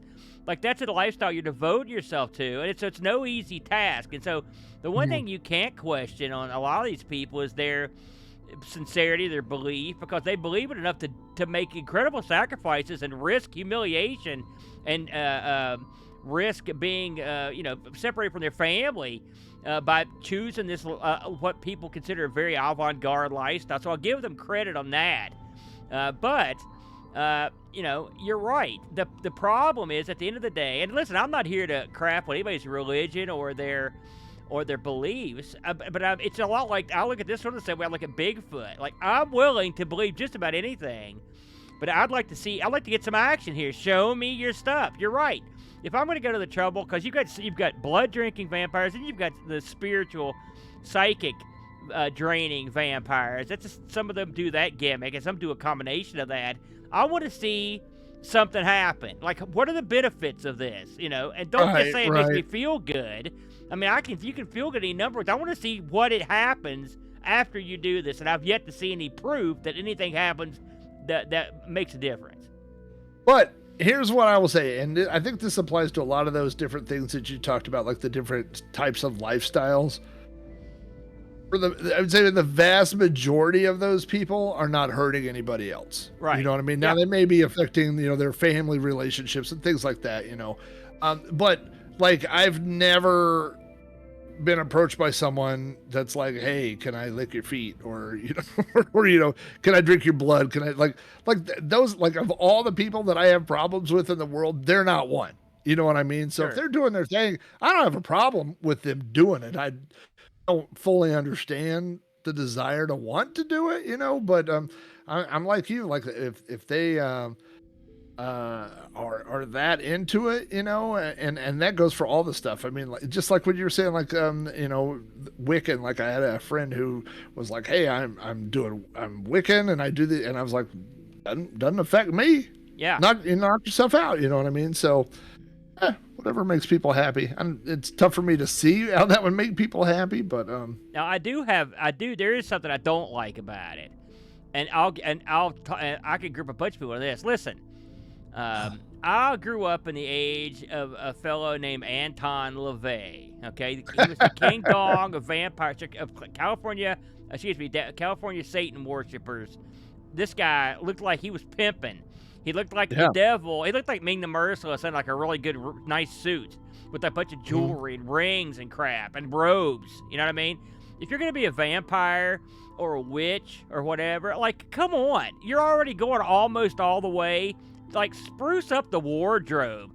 And also the modern Satanists. Like, what are you guys doing? Didn't you get the memo? That's why no one cares about you guys now. You're dressed like, you look like a bunch of tubby geeks. Come on, get it together. Like, where's the red suit? Where's the gold buttons and the jewelry? You know what I'm saying? Am I wrong here, Flack? Help me out here. You gotta spice it up. If you want to, here's what you want. If you want to figure out, like, you want to know what to wear as a vampire, I'm going to throw this to you because I know you will get this reference. All right. But you remember the Chinese kung fu movies when they had the Chinese vampires, the hopping, which is not something the old gimmick that we talked about. Yeah, there was I guess that's part of Chinese folklore, was the vampires, and they I think they were kind of like that enemy in Super Mario Brothers, like Boo, like they could only come after you when you weren't looking.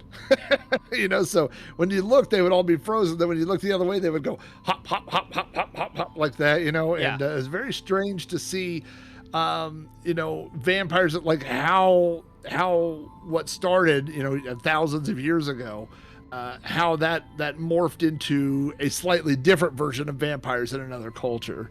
But they were snazzy dressers. You reminded me of something when you mentioned that.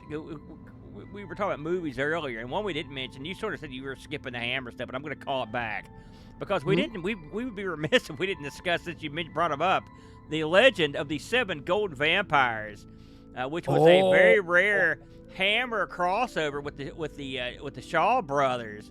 And this, I mean, it wasn't a very good film. Frankly, I mean, I don't know if you've seen it. But it wasn't that good, but it was different, that's for sure. Where it was one bizarre. If you think about the horror of Hammer combined with the Shaw Brothers martial arts sensibilities, you've got one wacky picture right there. Yeah, Peter Cushing. You know, I mean, of course, he's one of the head Hammer guys. It was so funny for me when I started going back and watching all these Hammer films and seeing, a guy from Star Wars. Well, Moff Tarkin, and then you're like, oh, that's not the only thing he's known for.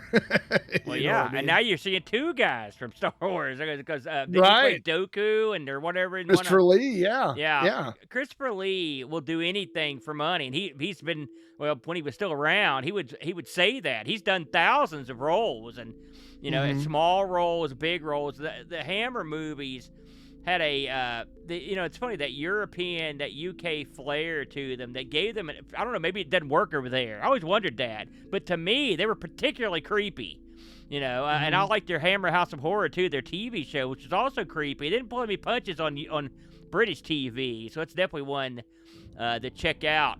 But, it's funny, the Asian vampires, I've seen a few movies where that stuff's depicted, and they're also quite creepy. It's you're getting, when you get outside your comfort zone, everything seems weird and freaky. Then when you freak it up more with vampires, it's super freaky.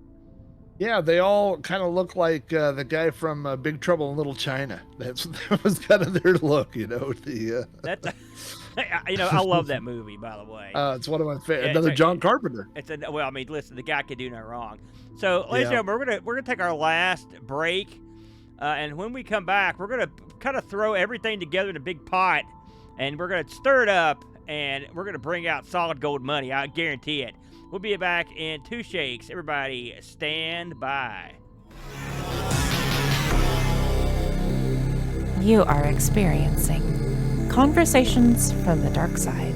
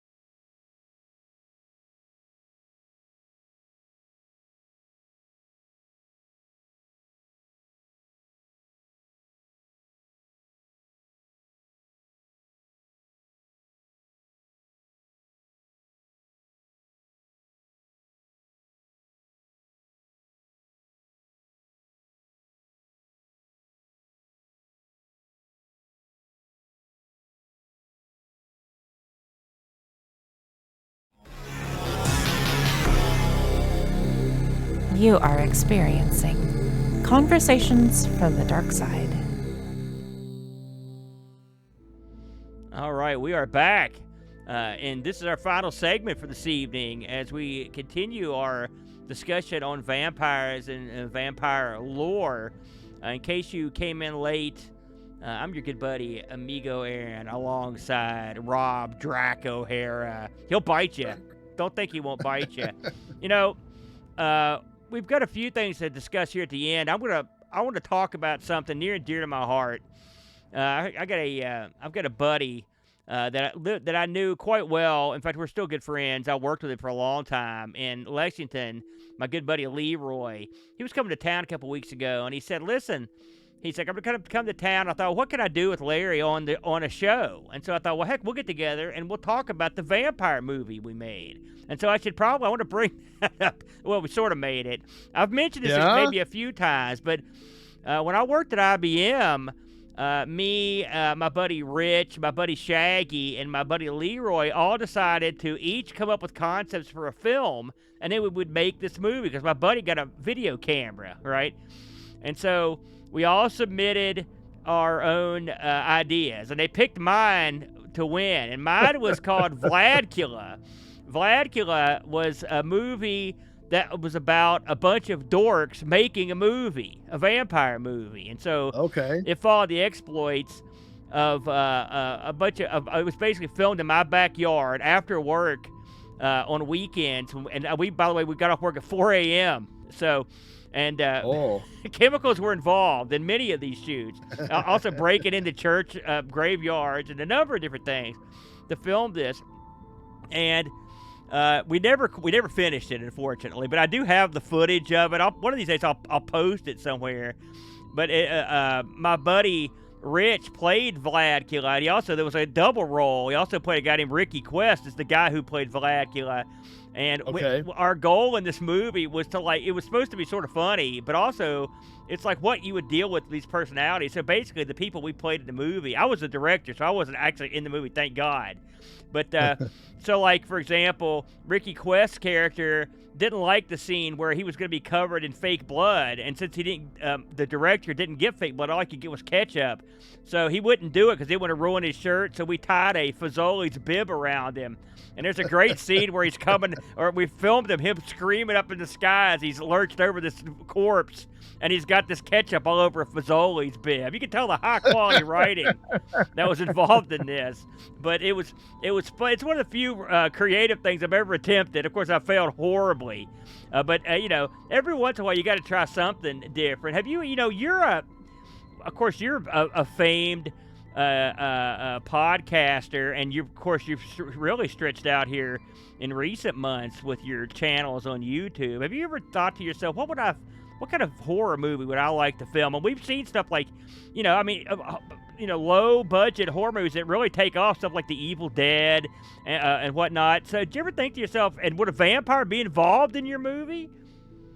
Well, I feel like vampire is probably the lowest point of entry as far as makeup and stuff goes. Maybe zombie, like zombie, but put some cornstarch, stuff on your face or whatever. Yeah. But vampire, I mean, pretty much you slick the hair back, you got to draw in the widow's peak, widow's peak, and cape and plastic teeth, you're pretty much good to go.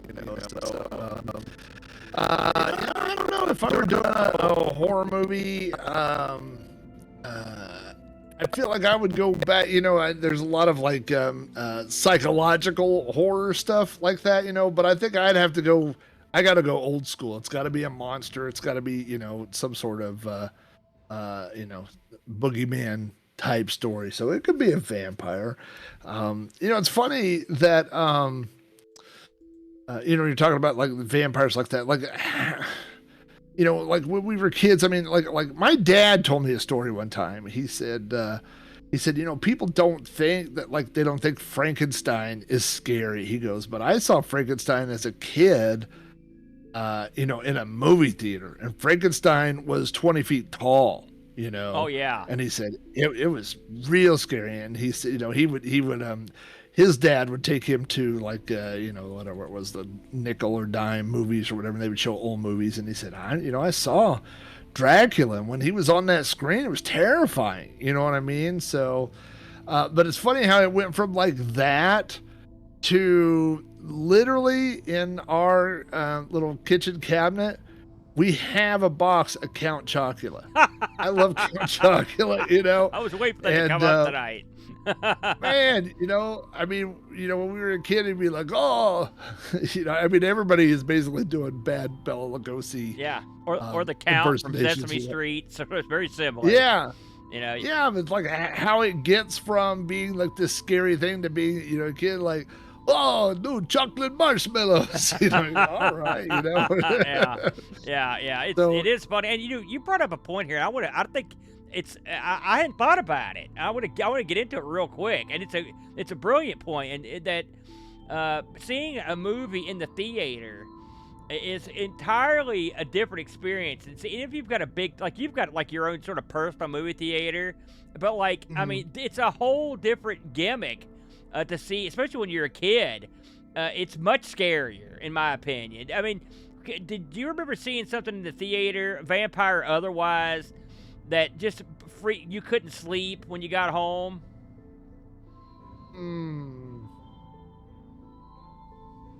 Yes. It wasn't not vampire movie, but I went to the movies to go see Jacob's Ladder. You remember I saw movie? that in the theater. Yes. Yeah. It was and, weird. You know, I mean, there's the real arc, which is, you know, basically nothing in the movie's happening, right? Yeah. Like we realized that, you know, towards the end, spoiler for a 40-year-old movie or 30-year-old movie, It gets whatever. slow, But yeah. right. But the fact that he is slowly losing his grasp of reality, you know, and he starts like seeing, like when you see those demonic faces and stuff, and that scene where they're taking him through the hospital, and it's just getting worse and worse, and you know, there was a lot of scenes in that just really bothered me, really stayed with me for a long time. I call that the was naked lunch one. effect, which I saw that in the theater, and I was baffled and disturbed by the weirdness of it. You know, and that's the stuff that does get me. You know, when it's real off kilter, it's almost worse when it's like that. That's for sure. We wanted to, you know, you had a couple things here on the list that I want to talk about, and I actually led the show with this. Speaking of some of my all-time favorite vampires, I loved SCTV when I was a kid. I grew up watching it. And I loved Joe Flaherty as Count Floyd. Count Floyd, one of my favorite characters of all time.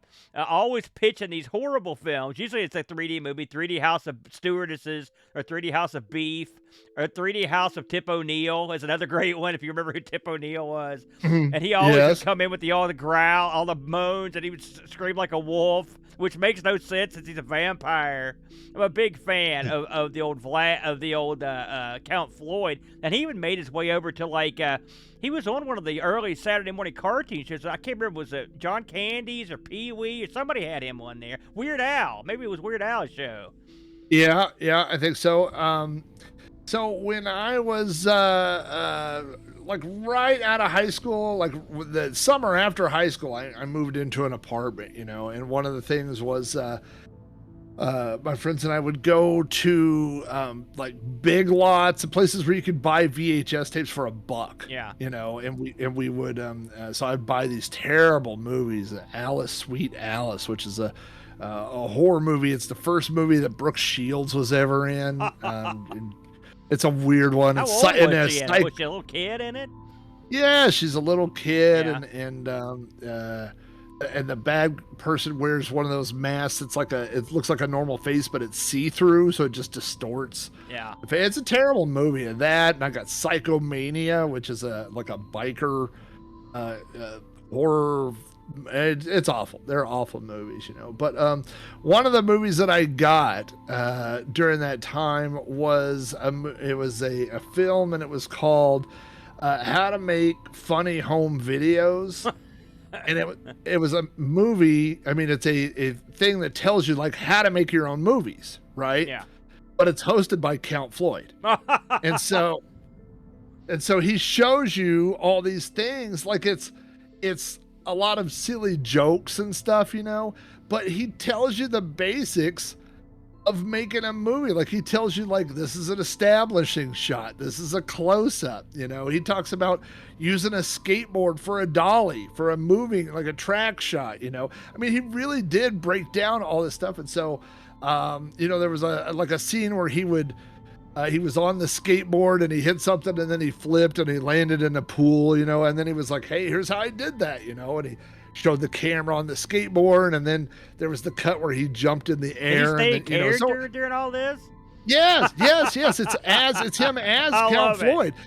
And he's like in a Beverly Hills house, like with his kid and his wife come, but he's always in character as Count Floyd. So That's tremendous. it's a silly one.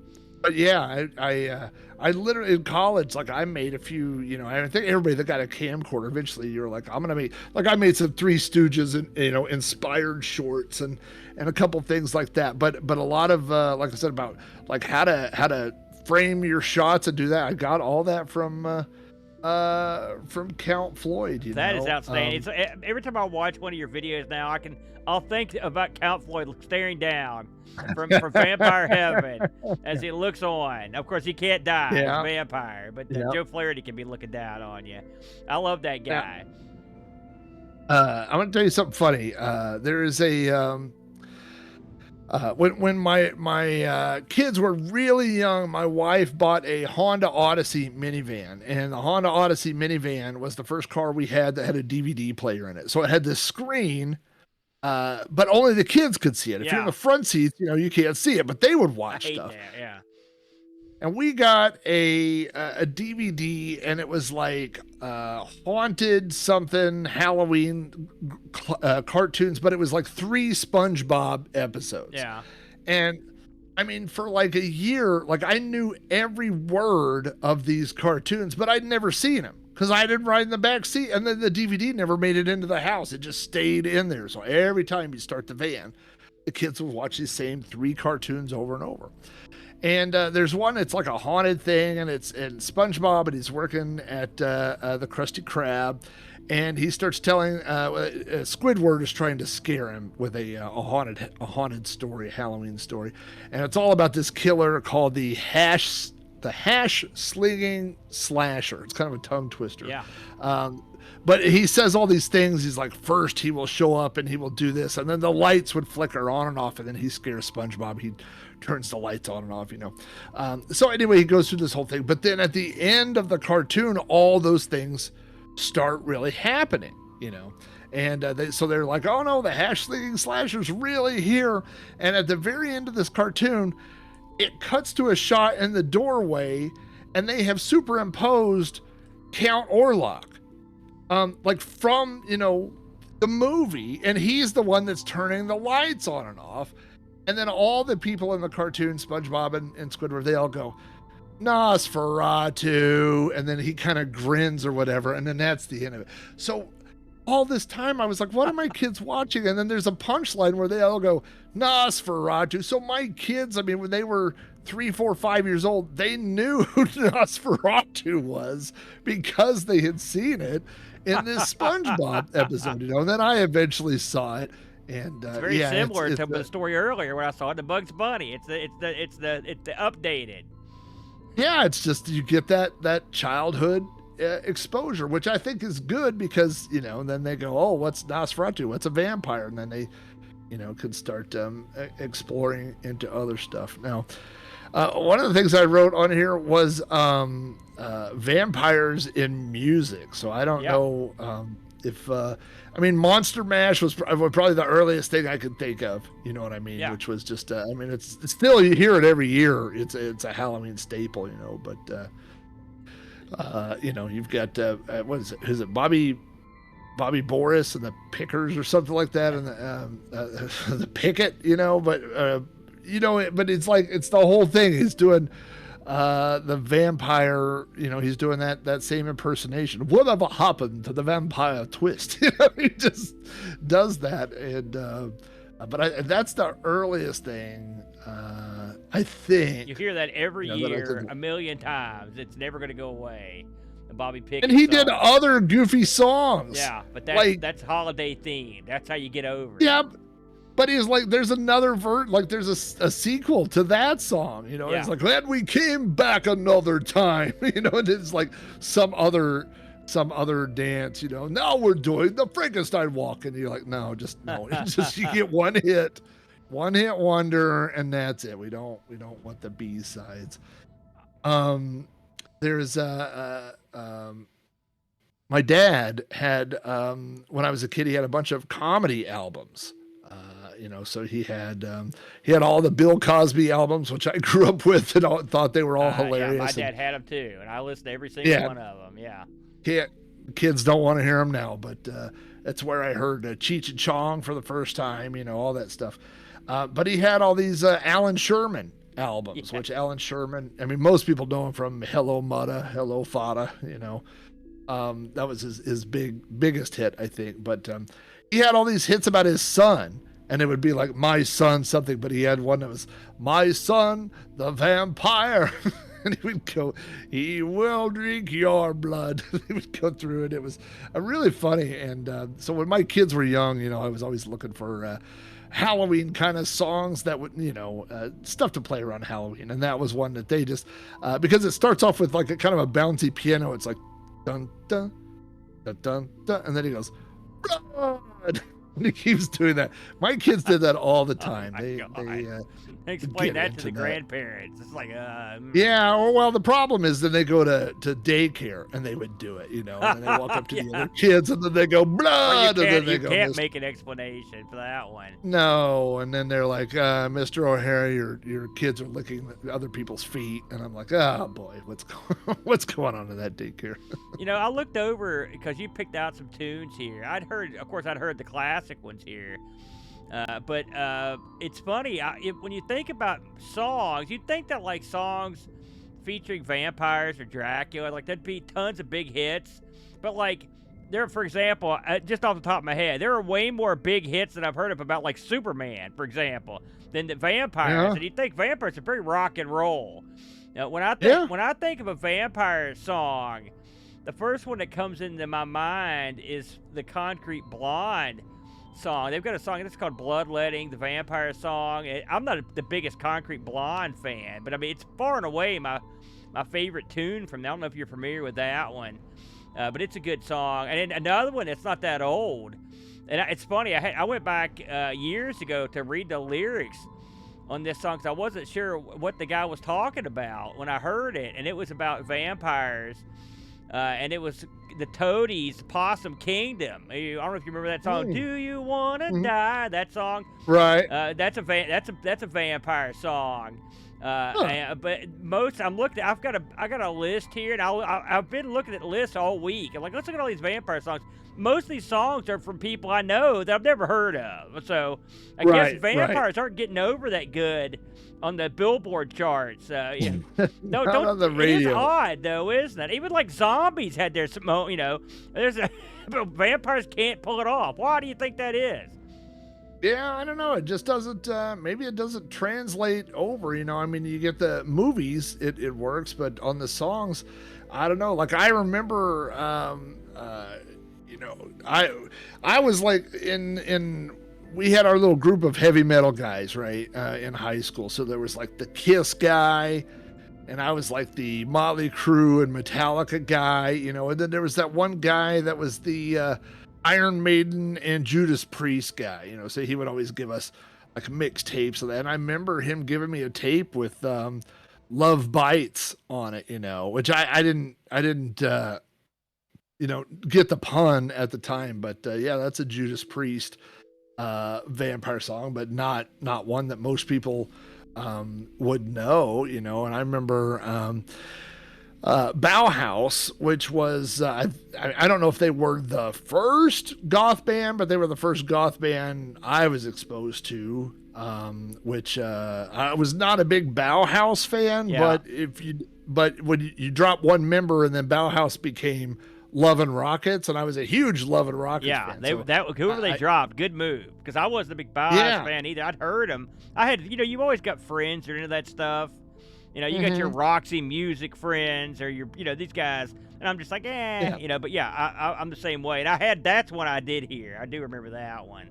Bela Lugosi is Dead from Bauhaus. I don't know how long they were even around. I mean, did they have a ton of albums, Bauhaus? No, they weren't. Yeah, that wasn't that long. And you know what? Not to go on a tangent, but Love and Rockets was the opening act on the Jane's Addiction tour that just imploded. Oh yes. So well, there you go. Yeah, you had about four shows to see Love and Rockets. we talked about earlier. I talked about especially on the virtues of Fright Night 2. There's a song that plays on the credits of that movie. It's a vampire song, and it's great. I don't know the name of it even, and I don't know who sings it. It's just probably some. You know how they round out these soundtracks. They like hope they're gonna get a hit, you know. Right. I remember like, man, I used to listen to the song, the credits. It was really good. So yeah, so you might be able to get on that road. But yeah, when it comes to the music, you know, you're better off just getting the classical stuff that's been used. Maybe you're gonna be good to go there. Are you are you reading or have you read any vampire fiction that you were into? I don't know how much you read that much anymore, and I don't know what you're into. Did you ever read the Anne Rice stuff, for example? That wasn't your bag? I haven't, but the interview with a vampire sounds interesting. I think maybe I'm, after this, I may go back and read that if I was going to read anything. It was a fun one, and I it's funny. Before Anne Rice passed away a few years ago, it's funny to think that she wrote the Interview with the Vampire books, and then she wrote those series of basically softcore porn books. That including that movie that featured Dan Aykroyd in the fetish gear along with Rosie O'Donnell and you remember that movie? Yes, yeah. It's hard to believe that's the same. Those are written by the same person. Although I will say the Anne Rice vampire books get pretty. I'm not gonna say super raunchy, not as raunchy as that, but they can. Vampires they get around, if you know what I mean. But anyway, there was a time where you could tour her mansion down in New Orleans. I always thought that would have been a lot of fun back in the day. It's funny when you look at the big characters in go back to the 50s or the 30s even, where you've got the Universal monsters. You got your Wolfman, you've got your Frankenstein. You've got you've got your usual Dr. Jekyll, Mr. Hyde, and whatnot. But I mean, the mummy's in there. But in my mind, the vampire Dracula, he's always been king. He's the king dog. He's always the guy that runs the show. In that. And so I guess going forward, we're going to be seeing vampire movies right from now until Doomsday. Wouldn't you say? I mean, I don't. Like I said, I think. There's always another little twist. Yeah. There's always something that they could tweak a little bit. So it's always something that you're gonna always see. And kind of to what you were saying, imagine if there's a meeting of the monsters. Listen, guys, here's my Dracula. We've got to come up with a plan. And I mean, you look at the Wolfman, and he's like.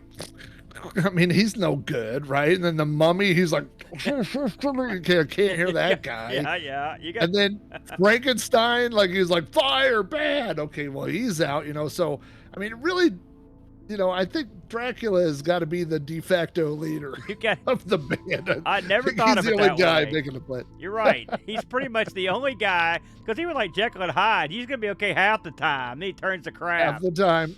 Right. So he's got a good point. I think that's a good way to take it to the house tonight. Well, I got a question for you that sir. I want to wrap up stuff with. So there's lots of all these monsters they have ups and downs, right? I'm gonna be a werewolf, right? So werewolf is during the day you're fine, full moon, now you got problems, right? So all these things, but all things considered, as vampires, if you had this opportunity, if this is a real thing or whatever, of all the monsters or whatever, I guess I'm kind of presuming that of those you would pick, you might pick a vampire, but we'll just limit it down to that. But I guess my question is, would you want to be a vampire? Yes, absolutely. And for one simple reason, I want to live forever, and I'm willing to sacrifice. I don't know if you're a big fan of Key and Peele. I don't know if you ever watched their stuff, but they did They did a bit one time where this guy got turned into a vampire. They went to this whole rigmarole about how the vampires acted all gothy and goofy, and he was like, this is stupid. I'm not dressing in leather. I'm not wearing all this crap. I just got turned into a vampire so I could see future cars. That's the only reason he cared. He wanted to see what stuff was going to look like in the future. I'm sort of like that guy. I'm not gonna wear leather boots that lace up to my knee. I'm not gonna wear a leather corset. I'm not gonna do this stuff. I just want to be around to see what's going to happen later. because I don't want to die. There's also that aspect of it. So I would be willing to forego going out in the day, which would be fine with me. What about you? I mean, like the majority of the like okay. First of all, I don't think there's a crucifix in this house, so that's not a problem. There's no holy water in this house. Like all the things, I'm pretty sure we don't have any garlic, right? So I don't like any of those types of things, you know. And I already told you, like when people come over to visit, they go, "Hey, can I come in?" I go, "It's a bad time." You know, not come back later. You need to text first, you know. Thank God you didn't run Boat Fest. We'd have been in trouble. Yeah, I just feel like all the things that would be a problem are not really a problem for me. And then they go, "Oh, listen, you got to sleep all day." That sounds great, you know. I don't really know how vampires get their money. I think that's the thing that they don't like, you know, like. Right night. I mean, maybe when they suck people's blood, then they take their wallet too, or so. I don't know. Well, you got to give it one of these. You know, that stuff like old Lugosi eyeball special. And then while they're tranced up, you get into their purse. That's how you do it. And then you bite them. Okay, so here's the thing. Here's the horror movie that we put together. Okay. Okay. Me and you are vampires. Okay. Yeah. We do all the vampire stuff. We sleep during the day. We go out at night. We get our victims, and then but we hypnotize them, and then we get their cryptocurrency. That's it. So we're the crypto vampires. So that's the thing, is that we survive on blood and Bitcoin. I like it. So that's our crypto from the crypt. It works out great. It's just like right there itself. You go. Tales from the crypto. Yeah. That's us. You know, I just thought of something. I was just thinking, you know, because I was, you know, you may have noticed this, Flack. I'm kind of a big guy, kind of a plus size fellow. And so I can put away a lot of food, you know. And it occurred to me after you asked me about being a vampire, like, would I have to suck the equivalent of blood to make up for the amount of food I eat every day? That would be out there killing hundreds of people to make up the difference. Here's the thing. You got to... what's a nice way to put this? Victims come in all sizes. You know? So maybe you don't hang out, you know, at the Pilates outside place looking for victims. You hang out at Walmart. That's, you know, because you gotta need the full size meal. You head down to the buffet. That's where you hang out, right outside of Golden Corral. That's a Golden Corral and the 7 Vampires. That's the new one they're coming out with. You've got the sign on the side of the van, you know, that says free Bitcoin, and then when they come in, you know, you got to get 2 or 3 at a time. I love it. You know, thanks everybody for hanging with us tonight. While Flack is light-proofing his van like they did Near Dark, so we can head down to the buffet. I want to encourage you, if you enjoyed this, drop us a note. We'd love to hear from somebody. We've got several means of communications. You can call the Conversation from the Dark Side hotline at 304-397-0810. It's 24 hours a day, 7 days a week, all year long. Automated. You'll never talk to a human. You can also email your questions, experiences, comments, show ideas to thedarkside@mail.com. Flack, it's always a pleasure to spend an evening chatting with you. And we'll be back for our second show next Friday, same bat time, same bat channel. Everyone, have a nice night, and make sure you don't sleep with your back towards the window.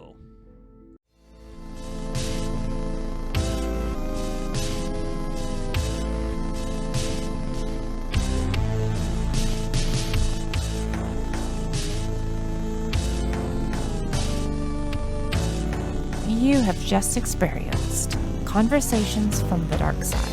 Until next week, try to enjoy the daylight.